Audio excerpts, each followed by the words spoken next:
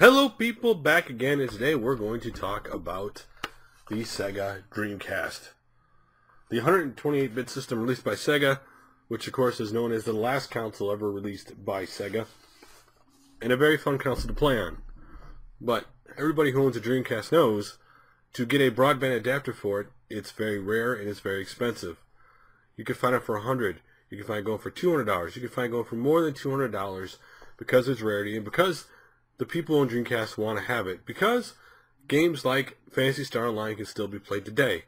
Not on official servers, there are unofficial servers running today, as they call unofficial, but fan or group servers where they have groups on obviously social media or websites, groups where they meet once a week to play online, or maybe they meet to play all the time. But the games are still being played online, and a lot of people love to have the adapter to do that. But again, they're very rare and very expensive. Well, an engineer for the last decade has been trying to fix this problem. He's come up with a prototype for the Broadband Adapter, basically to obviously update the outdated broadband adapter that was made, which was ahead of its time. I mean, the Dreamcast, all you can say about this is the Dreamcast was ahead of its time in a lot of areas, and the broadband adapter, why at the time was kind of ahead of its time, the technology in it with today's internet and online is outdated and could be updated. And obviously he wanted to make it more affordable for people to get it and play Dreamcast games online.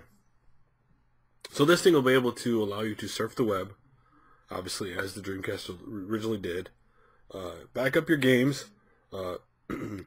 Those interested basically in preserving their software, there are custom tools that allow you to archive Sega Dreamcast discs through the Broadband Adapter, which is interesting to see how that works.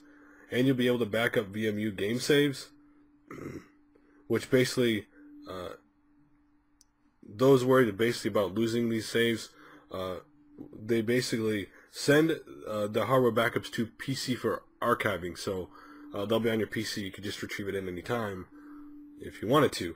And of course, play Phantasy Star Online. Now this is just a small snippet of what this thing can do.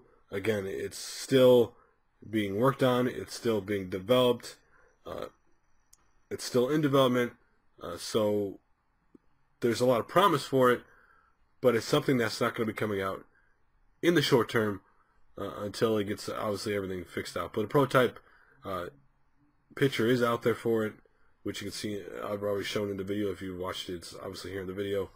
And so there you go, a possible alternative for the very expensive broadband adapter for the Sega Dreamcast, which I think it's cool when people can bring out something that does the same thing with new technology cheaper than what originally was released.